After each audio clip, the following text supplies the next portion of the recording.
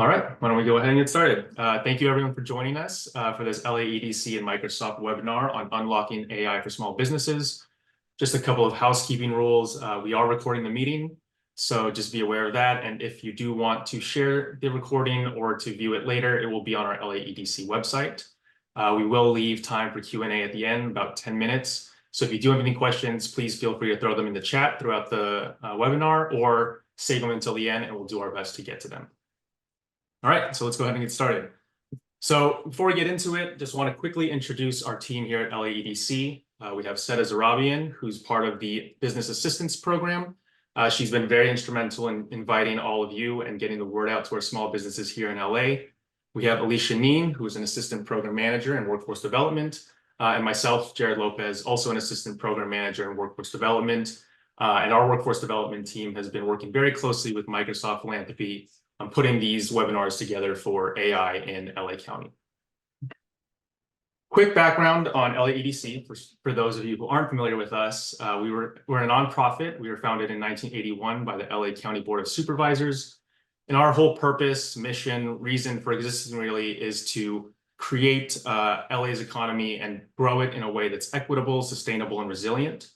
As part of that mission and directive, our workforce development team has partnered with Microsoft Philanthropy on an initiative to bring AI education and awareness to job seekers, small businesses, and residents in LA County. To give you a little bit more background on the initiative and the reason why we're here today, I want to turn the mic over to my colleague, Alicia Neen. Alicia, go ahead. Thanks, Jared. So yeah, a little bit about the AI Innovation Challenge overview. So with the rapid development and adoption of AI, it's really fundamentally changing the way we live and work. And to adapt to these changes and remain competitive within the workforce, it's critical that job seekers, particularly from underserved and disinvested communities, have to really develop an understanding what AI is and how to apply it in their chosen careers. So the LAEDC Workforce Development Team has partnered with Microsoft Philanthropy to provide job seekers within LA County with the opportunity to gain foundational understanding of AI through Microsoft LinkedIn Learning course, Career Essentials in Generative AI. And all participants who complete the course and send their certificate to us will receive a full year of LinkedIn Premium to assist them in their job search and their career building efforts. They just have to be 16 years or older to qualify. Can you go to the next one, please, Jared? So a little about the Career Essentials in Generative. It's the overview, it's self-paced. It's around 4 hours and 30 minutes or so. And then there's around 6 modules. It kind of goes through the basic understandings and foundations of AI and also some of the ethics and some of the tools within that as well. And towards the end, you're able to do a final exam. And with that, you're able to get a certificate to show proof that you're able to do it. Can you go to the next one, please? And how to participate. Again, you just have to be 16 years or older. You would take the Career Essentials courses that are around 4 hours or so. And then afterwards, you would get the certificate of completion. And then within that, you would be able to send it over a short survey. And then within that, you're able to get the free year of LinkedIn Premium. Again, it is a first come, first serve basis, but we still do have a lot of subscriptions. So we urge people to really take advantage of this opportunity if they're able to. And I'll send it back to Jared. Thanks. Thank you, Alicia.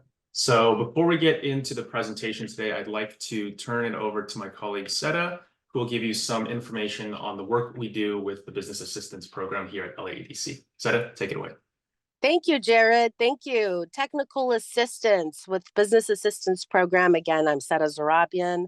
Thank you. Next, Jared. Part of the Business Assistance Program, we are here to assist our businesses by providing you a plethora of resources. We are technical assistants. We assist you with consulting small businesses across all industry sectors by wanting to understand where you are. What are some of the challenges that you're facing? What are some of the resources that are currently available for you at no cost? We help with workforce training and development, permitting assistance and expediting those permitting assistance abilities, tax incentives, financing resources, access to capital, grant and loan opportunities, also site selection, connections to public, private resources, cost containment strategies, business resilience resources, programs for manufacturers, or if you have a manufacturing company, procurement, utility, also safety openings as far as your business, and also analysis and economic research for your industry and your business through the LAEDC Institute of Applied Economics. Next, Jared. This is the connection to resources that we provide. So if you are in need of permit assistance, we do work very closely with our cities by helping you expedite those permitting situations. We work very closely with the LA County Public Health Department, LA County Building and Safety. Again, as far as financing, we help with small business. We refer you to the small business development centers. Energy efficiencies, we work very closely with our LADWP, our Southern California gas companies. If you do have with some of the programs that they have to help small businesses with their bottom line. As far as workforce, we work with our partners, the America's Job Center of California, by helping you understand some of the programs that they actually have to offer within workforce, again, to help subsidize some of those employment needs. Internships, business technical assistance, workshops, and also benefits and layoff transition. Economic data, again, we have a great information source with our applied economics. We also can help you with industry specific data, real estate site selection, and other resources to help you, like, for instance, if you feel like your workers' comp is a little too high, and we do have partners to help you with kind of looking at some of those claims you have and be able to help you save some money at the end. So these are some of the resources that we do and we provide for our businesses of no cost to you. Next, Jared. This is our team, LAEDC Business Assistance Team. We have our director, Barbara Levine, and also our associate director, Lyndon and Leonard and Ricky and myself, and of course, Mavon and Raphael. We're all here to help you and assist you. Thank you so much, Jared. All right. Thank you, Seda. So now I get to introduce our incredible speakers. We're very fortunate to have them here to join us today. We have Khalees Meckling, America's Small Medium Business Strategy Director with Microsoft, as well as Luis Salazar, the founder and CEO of AI4SP. They'll be providing us with some information and resources on how AI affects small businesses and how you can utilize these tools to your benefit. So I'll give the floor to Khalees. Feel free to start sharing your screen and take it away.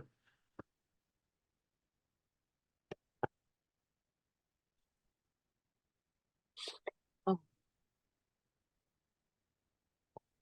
Khalees, you're on mute.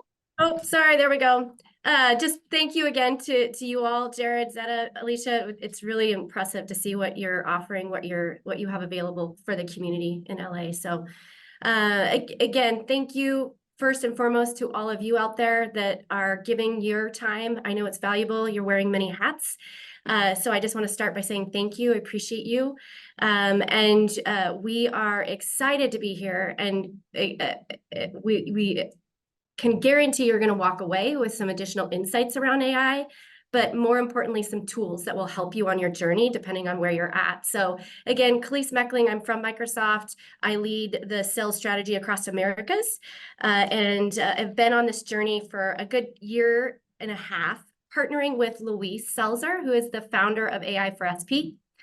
And has been a deep partner in building and ensuring that we're helping AI for all, and by bringing this research, these tools to ensure that everybody has access to AI.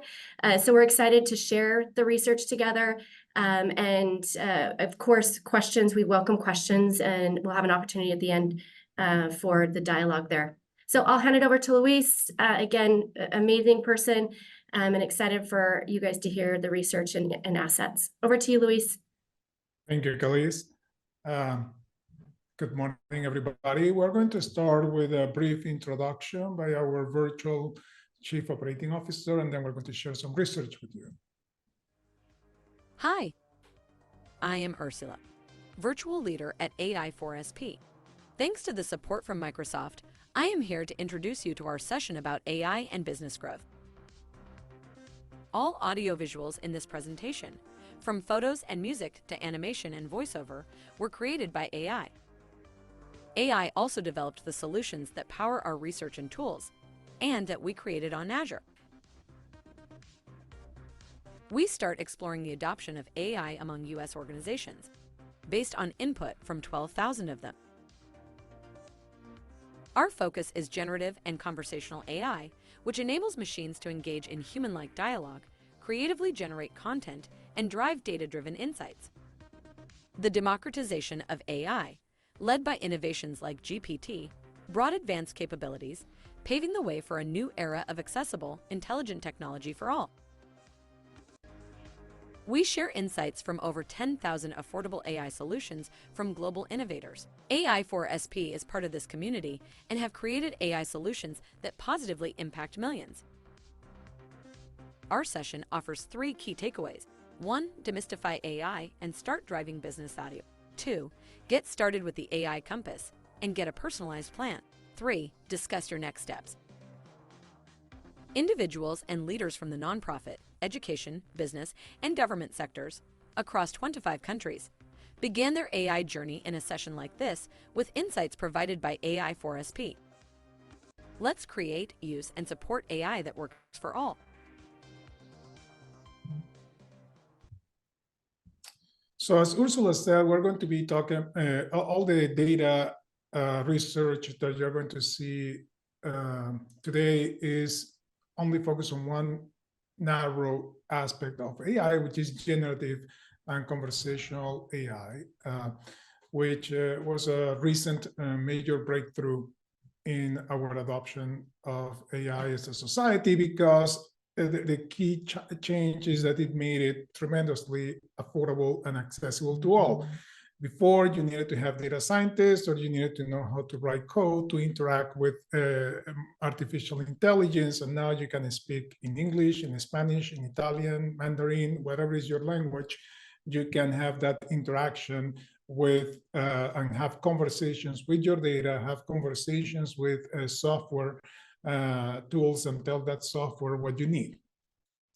So where are we at in terms of adoption of AI among small and mid-sized organizations in the US? All the research you're going to see here is based on organizations with between 1 and 500 employees in the US across 16 different industries. 76% are familiar with AI, 13% very familiar, 52% are using AI. This has different degrees of adoption. 7% are deeply using AI to impact positively many areas of their business. Around 15% are using AI as a consequence of, well, the software they use every day started to have some AI features. And by the way, around half of these individuals, they don't even know they're using AI. They don't realize it.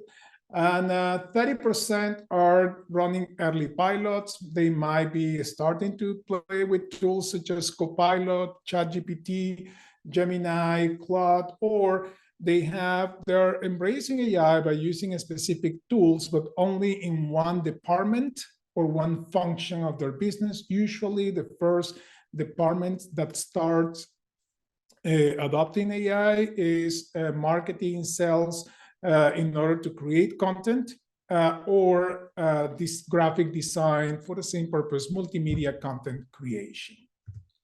74% are satisfied with results, and this number is very high. To put this in context, Gartner and McKinsey has been tracking satisfaction with new technologies over the past 15, 20 years. And every time there is a new technological breakthrough, like what we're experiencing with AI, satisfaction levels among the early adopters ranges between 50 and 60%. So 74% is off the chart, and that signals that we are getting the value that we expected to get from using these AI tools. 61% have privacy and security concerns, We have been tracking these numbers since May of last year. On May of 2023, it was on the 40s. Now it's in the 60s. So it continues to climb. I think this is healthy. It's a healthy concern that we all have. There is a reason for having this concern, because unlike other software solutions that we might have been using recently, AI needs your data in order to deliver value to you. And that data cannot, and that AI is not running on your computer. It's running somehow, somewhere in a server, what we call the cloud, because these computational models are too big to fit on our laptops, our mobile devices. So that means that your data could be exposed in transit when it's traveling to that server, or exposed on that server. And that is why this concern is a healthy concern to have. And this is also why it's so important to have to use AI tools from reputable vendors, companies that you know have publish privacy policies, that they follow the policies they publish, and organizations that have high ethics in the way in which they're going to be using your data. Among those that are not using AI yet, the key reason is really misconceptions. Some people think it's too expensive. It's not really. It starts at $30 per month. You can have fantastic AI at your fingertips. There is no return on investment, or that there is not a relevant use case because I have a boutique, or I have a beauty salon, I have a bakery, or I'm in the entertaining business. All those things are misconceptions, because there is an AI for almost everything at this point. And Khalees is going to do a demo later related to a retail shop, small retail shop, which is very relevant and we're all familiar with. And there are also some skills gaps and trust, as we said, related to how is my data going to be handled, or some misconceptions like, oh, I don't have a data scientist, so I cannot use AI. And that's a reason why it's so important that companies like Microsoft and the Los Angeles County Economic Development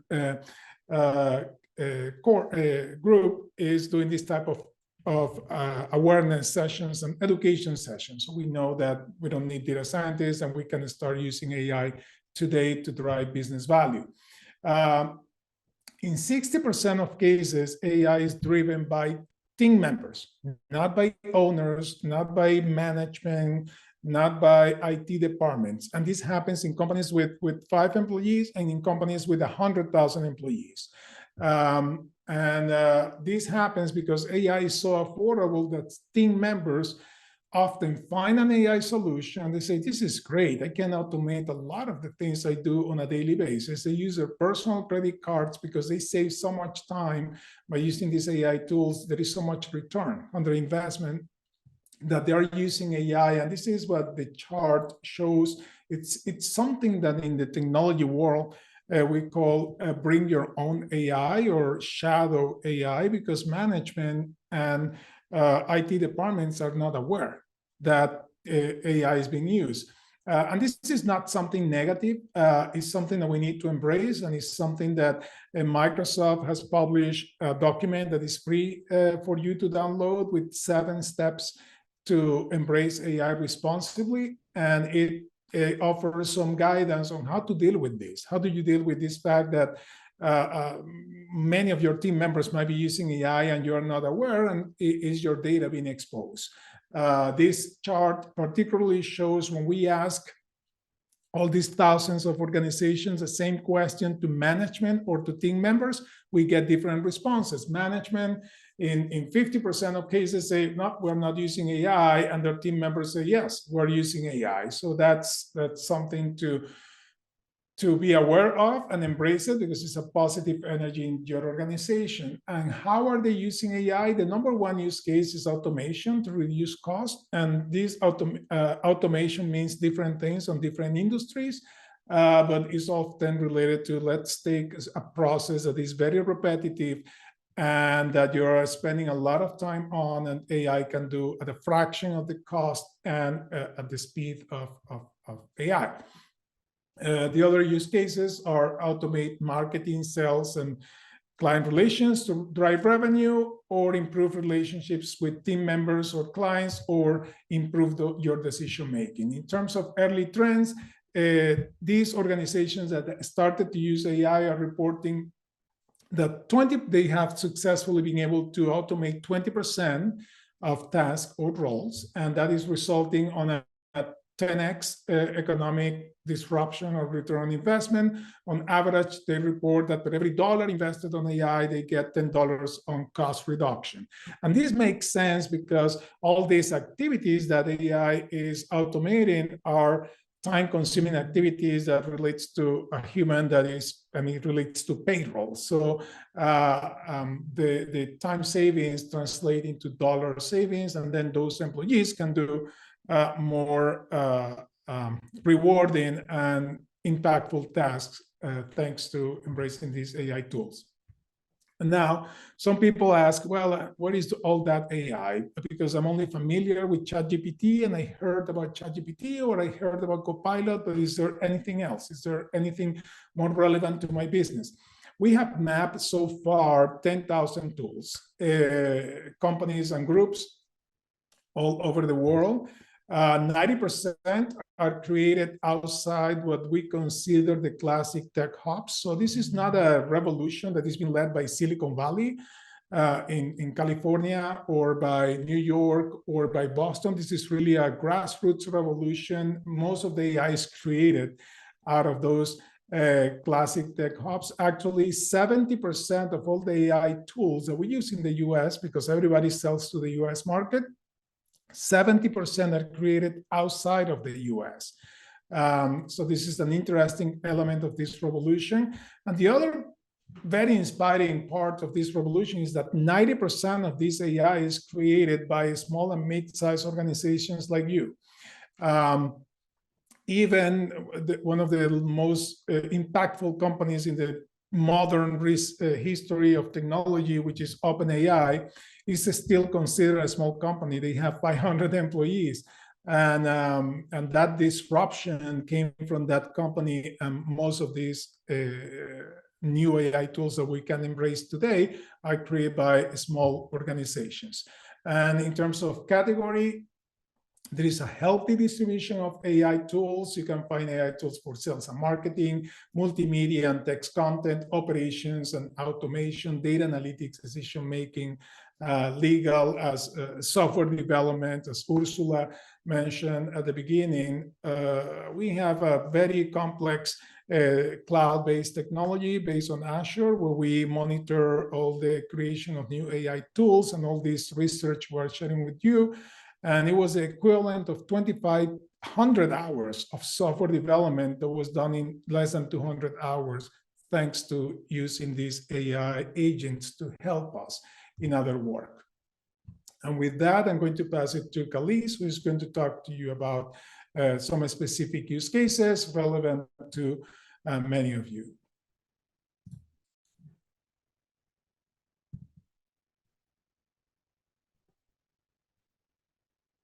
Thanks, Luis.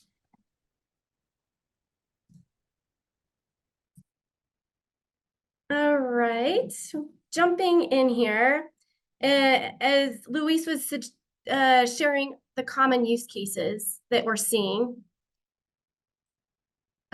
being the business optimization, the sales and marketing automation, the employee recruitment retention, and then again, the most recent that we've seen is data-driven. How do you use your data, your own data?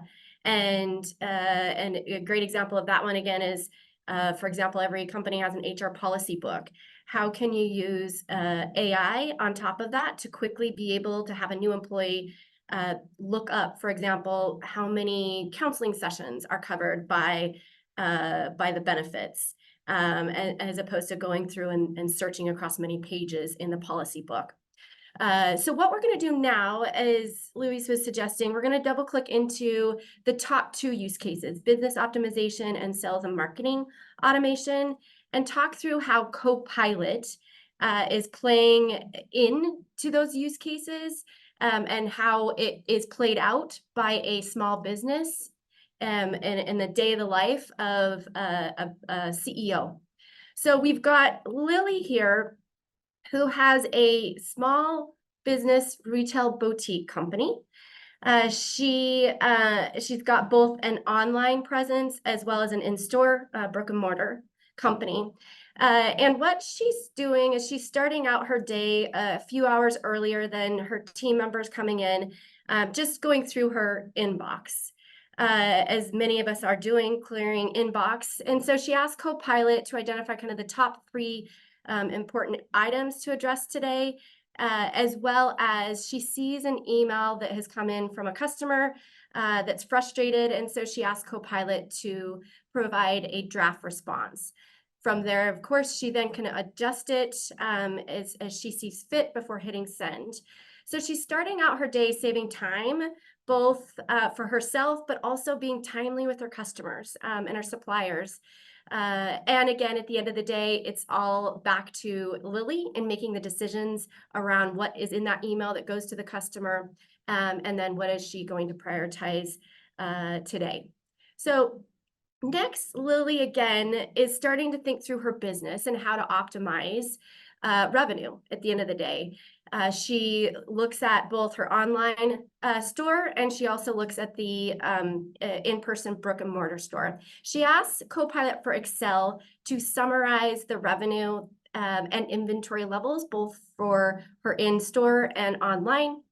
And she asks it to create a graph, a bar graph specifically, to share the projected inventory levels. Now, from here, what she can quickly see is that she is able to increase her revenue with her online presence by increasing more inventory, and at the end of the day, more revenue. So what she wants to do, though, before making any decisions, is she asks Copilot, she also wants to complement that quantitative analysis with the qualitative. So she asks Copilot to summarize the customer sentiment and feedback that has come in over the last 6 months, and identify kind of pros and cons. Now, from this analysis, she's observing that there is definitely some challenges with people getting to her brick and mortar store. The parking isn't optimal. So she starts to kind of dig into some of the feedback and kind of, is that a theme? Is that many people? Is it just a handful? So she definitely has got the qualitative customer input at this point. And now she's realizing that, yes, I think I want to pivot a bit on my online presence, and how can I optimize the website? So she asked Copilot to draft a proposal to adjust her web presence with some recommendations, so that she then can package it up, make adjustments, and send it off to her media agency to help support kind of next steps of moving forward with that evolution of our website. Now, she also, again, as a CEO, is juggling many different hats. She runs to help some customers for a few hours, and also engaging with some of her employees. She comes back, and again, she sees that a supplier has emailed her and is asking for more guidance on the sustainability requirements that she's outlined. And so she asked Copilot in PowerPoint to build a supplier, a proposal on sustainability, optimizing inventory with again, sustainability requirements, so that she can send that off to the supplier quickly and help them quickly make decisions on what they can do to meet her requirements. Now, lastly, before she ends her day, she always has her team meetings with her team. She brings them all together. And of course, she wants to share the analysis that she has, both from a quantitative perspective, qualitative perspective, the proposals that she's going to be sending off to the agency. And she asked her team for their feedback, their inputs. And at the end, she asked Copilot for teams to summarize the notes specifically the action items with the clarity of what was confirmed as next steps. So at this point, she's saved quite a bit of time just in recapping what the team had. And most importantly, she wants to make sure she's got their input and voice before making any final decisions. So that's Lily as a CEO. Now let's pivot to pivot to now Alice on her team. Alice is a sales and service rep. And Alice is of course right now working on first Copilot for Sales. They have deployed Salesforce, that's their CRM. And she does want to build a proposal to bring to a customer meeting that she's got planned tomorrow. So she asked Copilot for Sales to pull together, first of all, the latest notes from the last customer engagement that they had and what the key action items were from that meeting so she can prep for the next session that she has. So with Copilot for Sales, it automates the data, not only if you're using Dynamics 365, but as you can see with other CRM systems, that helps not only optimize the prep time you might be doing from a sales perspective, but also just ensuring that the contact data, any changes that are being made can get updated within that CRM system as well. And then last but not least, Alice also, again, wears multiple hats. It's both sales and customer service. So again, in this situation, Alice is working on a case study. Again, it's using Salesforce as a CRM. And she asks Copilot for Service to summarize some recommendations on this case study of how to solve it, as well as kind of prioritize which case studies or which solutions have had more traction than others in previous use case resolutions. So again, at this point, trying to optimize the hunting and finding for resolutions, but more able to take the information and make the decisions of how to respond more quickly to that customer. So from here, you've kind of seen a day in the life, both from a CEO wearing multiple hats, but also from a sales and service rep. And really, Copilot is again, a Copilot there to help optimize your time, help if we're thinking about, again, increased revenue in the scenario of her in-person versus online presence, and ensuring that it's at the end of the day, the decision of Lily or Alice and what she's doing or saying, or emailing back to customers or suppliers. Now, again, as Luis had mentioned, no scientist is needed in here. Much of this is very much, again, all of us, AI for all, can use today without having the technology or the technical expertise. So what not only we wanted to do to bring this research to all small and medium-sized businesses, but we also want to help all of you on your journey. Again, depending on where you are in either educating on AI or embracing AI. So what we've done is we've built an AI compass tool. And I'm going to do a quick walkthrough. I would welcome if you all want to do as well with me. Here's the QR code and here's the address. And I'm going to walk through a demo as if I was doing it with, actually, it was a customer, his name's Sachin. And I'm going to kind of walk through how we did and use this tool. But to start the conversation, there's no personal information collected through this. This will basically give you an output based on what you answered, recommendations of how you can think about AI in supporting your company today. You can download the report and it's only for you. And you can bring it to your tech team, your IT staff. You can bring it to a partner if you have a partner that you work with. And so I'm going to go ahead and move to that demo and start showing you the tool here.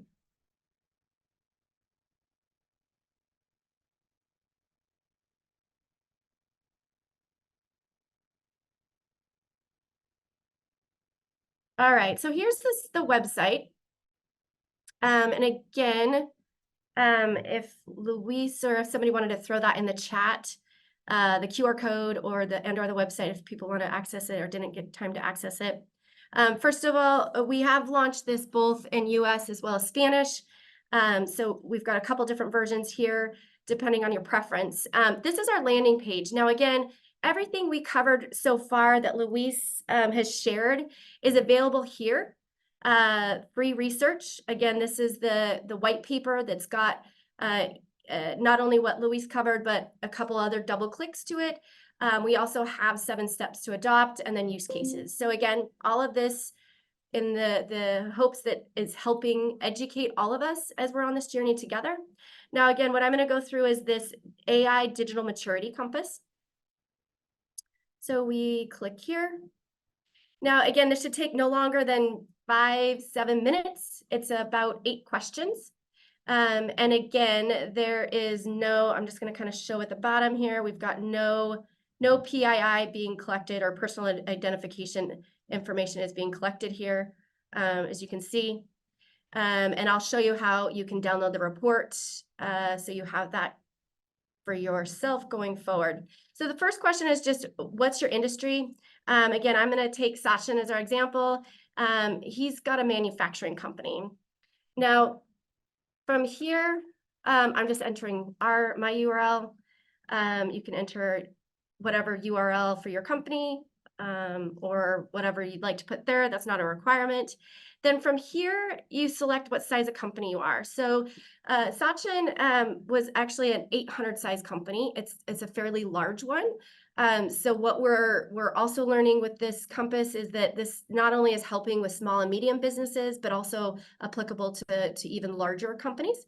But he does operate quite a few different sites that are much more smaller sites that then are aggregated to that 800 size company. So the first one we started with is, how do you use technology to automate everyday business tasks and streamline operations to reduce costs? So kind of checking out where you fall as we walk this through. Sachin definitely explained lots of manual tasks that they do. So we looked at number 2 just to check it out. Starts talking about automating those tasks using some software, spreadsheets. So again, he had shared that they use Excel. They do have spreadsheets. So we looked at number 3 just to check where that's at. We automate a significant portion of our tasks using specialized software. He at this point was like, it's definitely not significant automation. So we then landed back at number 2. Now, again, I'm just going to kind of directionally answer these questions based on the session that we had, Sachin and I. We usually follow our gut feelings for how to use technology and data analytics. It was more around, we sometimes use data sales metrics or customer feedback, but it's not formalized or consistent. And so that's where we landed there. How do you leverage technology for customer engagements and services? We use digital tools like emails and social media, was about where we landed. What marketing, sales, and public relationships and advertising tools and strategies are you currently using to drive growth or retain market share? So at this point, again, it fell much more in the 2 area, which was an area that he was wanting to talk through more around optimizing. The next one is around the security. How secure is your business data, digital infrastructure? This one was much more of a 3, much more secure, using M365 he had, but also just in general with the type of business, the type of manufacturing, they have some compliance requirements. So similarly on how do you manage digital privacy and compliance, good solid policies in place here. How to use technology to enable collaboration within your teams. They use Teams quite a bit, both internally, but also with customers. So again, we selected 4 there. How do you engage and train your team on emerging technologies, including AI and automation? This one was definitely an interesting dialogue, as it was a priority for him, but realized, a lot of the times they're just prioritizing the time in building their products and probably not enough investment in kind of that training capacity. So we kept with number 1. Now, the second to last section is asking, where's your priority this next 12 months? Is it around growing revenue? Is it around reducing costs? Maybe it's security, or even just being much more data-driven. So for Sachin, it was very much around revenue growth. So I'll keep it there.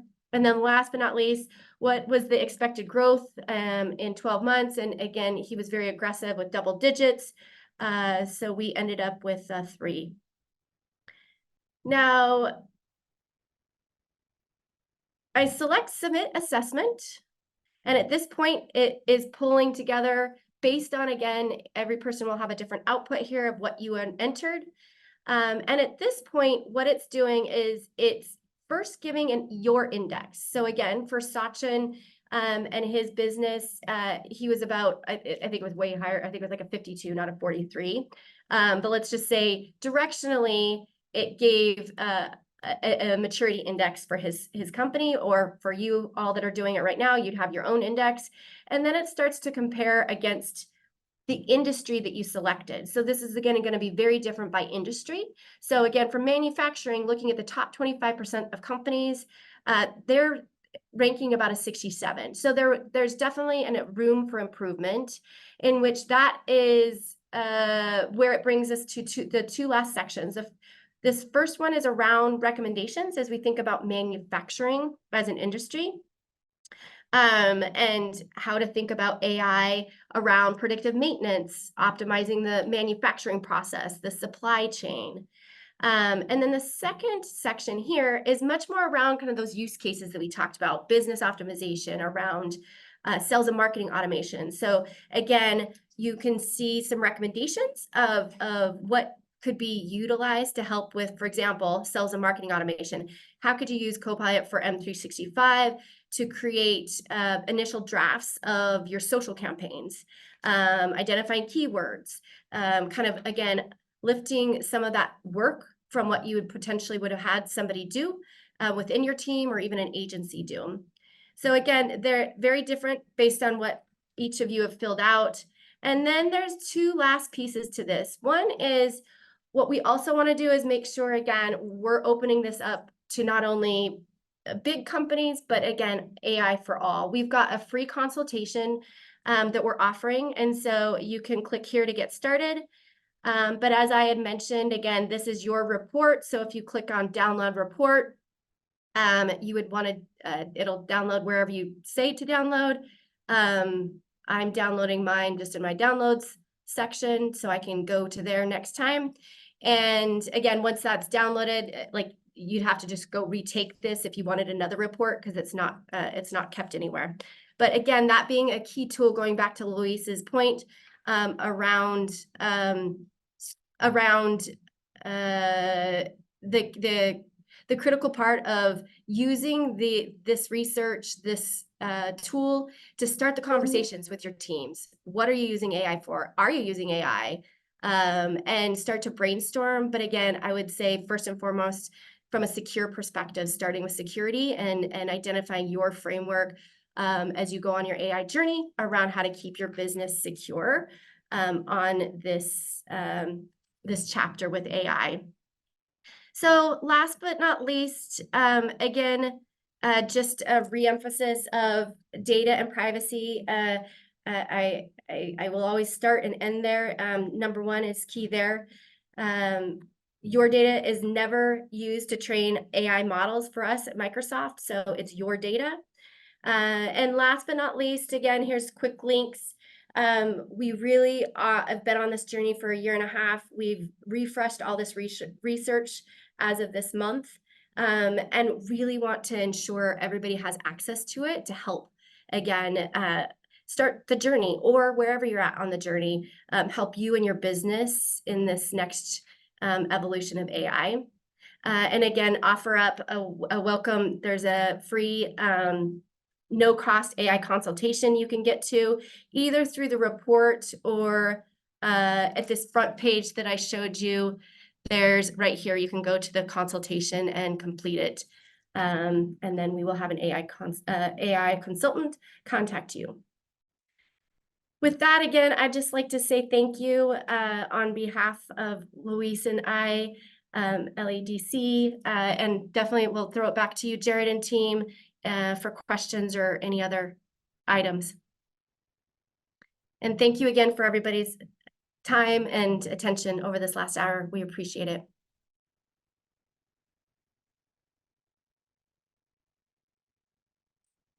Great. Thank you, Khalees and Luis, for an excellent presentation. We do have some time for questions, so if you do have a question, please feel free to throw it into the chat, and we will get to it.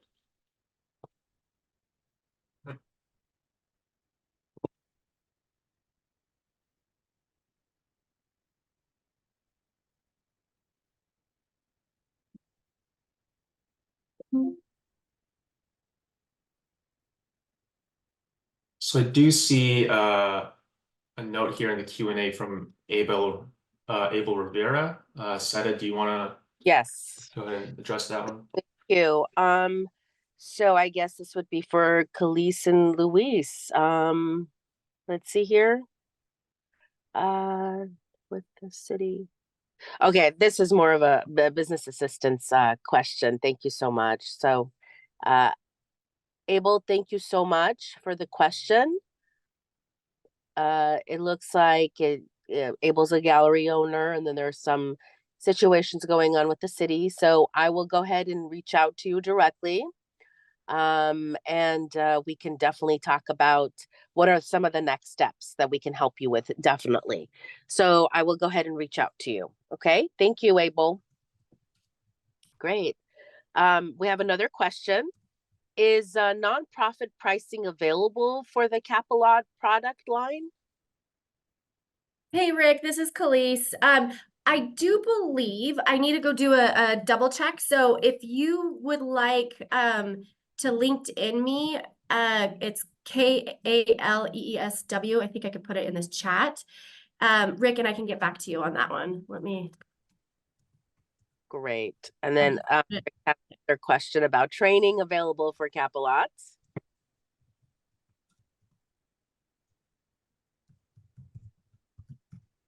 Is training available for Copilot? Copilot. Yeah, no worries. Yes, it is. And again, what we can do is include a link as a follow-up. I'm assuming Jared and Seta and team, we can send a follow-up with this and the links to any of the Copilot trainings out there. You got it. Perfect. Yep, great question.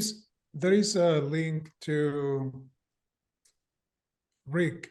I don't think I can share a link here in the answer, but there is a version of this AI Compass for nonprofits. And if you go there and there is a link there to the different nonprofit special pricing programs that Microsoft has for all their AI tools.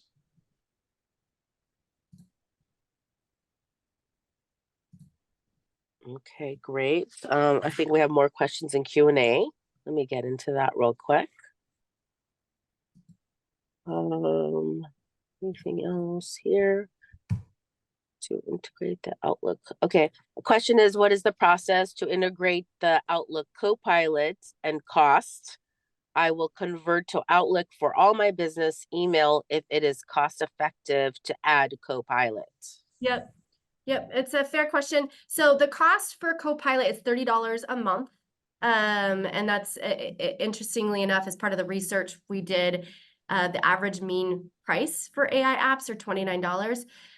So it's $30 a month. And then on top of whatever your M365 license is, which I don't know which version you have. So again, if it's Candace, I think it was, no, it's Greg. Right. Is that right? Yep. So again, Greg, and I can't add into the chat, Seta or Jared, like the links to the training, right? I don't think I have access to add to this chat here. You can add it to the response if you want to type the answer. Yeah. Okay. Awesome. Let me add my email address again so you guys have that, and then I can add in some of the training that we just talked about. And then Greg, again, feel free to ping me. And Greg, you can also, Greg, if you complete the assessment on the Compass and you click on get a free consultation, then you will have a consultant that can help you with the deployment of Copilot for Outlook. Sure. Uh, And then what we will be doing also is we would be following up with everyone with the link, also with a clip of this webinar, so everyone has more information once we're done here. So we will definitely provide everyone with the link as well. Question from Candance. In the retail example, the boutique OWN had various systems they assess. What if you don't have those systems? How can you use AI at the boutique space? Yeah, like I guess maybe in terms of like a boutique, okay, and I'm just gonna brainstorm here with you. Yeah, I think boutique. Yeah, I mean, I think it's like you could easily, and Luis, feel free to chime in, but easily in terms of ideas of your, again, online, if you have an online store versus in person, the online store, what are different ways of how people are looking at clothing, or when they buy clothing, what's the best way for you to present the shirt, for example. So using AI to help drive insight around potentially tweaking your presence, either online or even in store. What's the best ways of how does your inventory, if it's in the front of the store, is that, you know, much more attractive? And again, I'm just giving a few ideas or thoughts. Luis, I'd welcome any of your thoughts as well.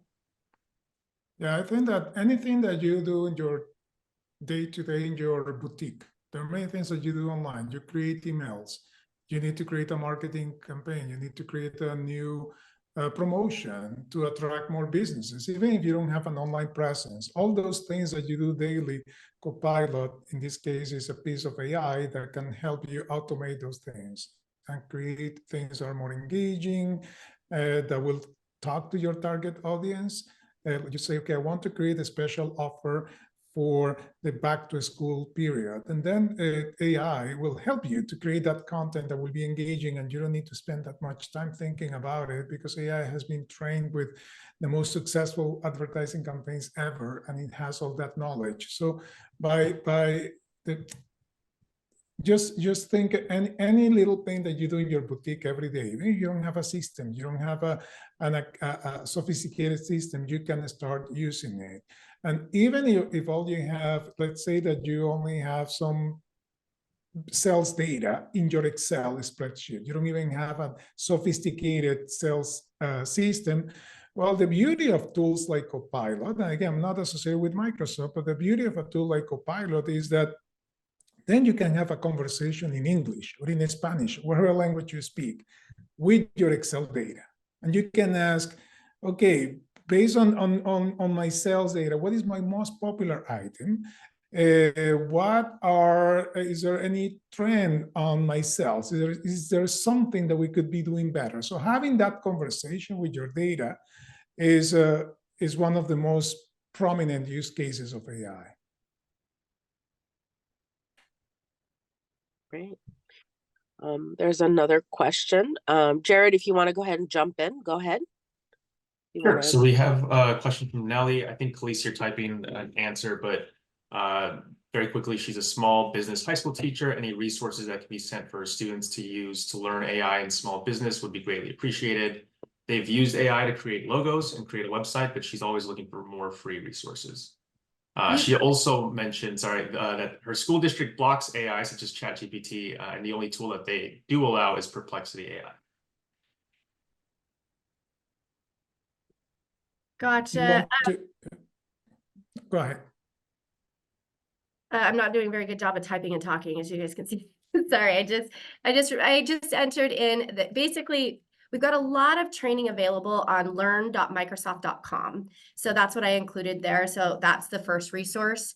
And then, yeah, blocking AI, it's definitely an interesting, again, point in time we are in, where companies are making decisions, and rightly so, what is best for that company or organization in general. So, you know, like, I don't know how, all we can do right now is really try to help provide the kind of research, the information of what is AI, how can it help, what are the concerns, and security, again, as Luis mentioned, is top priority. So that I think is an opportunity to use this research to help educate not only, yes, the concerns, but also then what we are seeing is the opportunity, the satisfaction rate of, is it driving more costs? Is it optimizing my time and resources? So I think it's, again, we're all on an AI journey. We're all in a different place. So it's about the research, and feel free, leverage. We sent you guys the link that's got all that research. Feel free to share that with your organizations or schools, your friends, your family, because I think that's the start of it. It's education, and we're all learning. I think there is also misconceptions, Nelly, and you can help to bring those issues to the attention of your district. For example, Perplexity AI uses exactly the same large language model that ChatGPT. So if you allow one, you're allowing the other. I think the important thing is to check the terms of use and whether or not, what is your concern, your district concern? If you are concerned about data privacy and proper use of the data, then you can read the terms of use of OpenAI, which is the maker of ChatGPT, terms of use of Perplexity AI, and the terms of use, for example, of Copilot, and then see which one pledges to the level of confidentiality and security that you want to use. Price-wise, they're all the same. All providers are embracing pretty much the same pricing. So the difference is never going to be pricing. It's going to be more functionality and how safe your data is.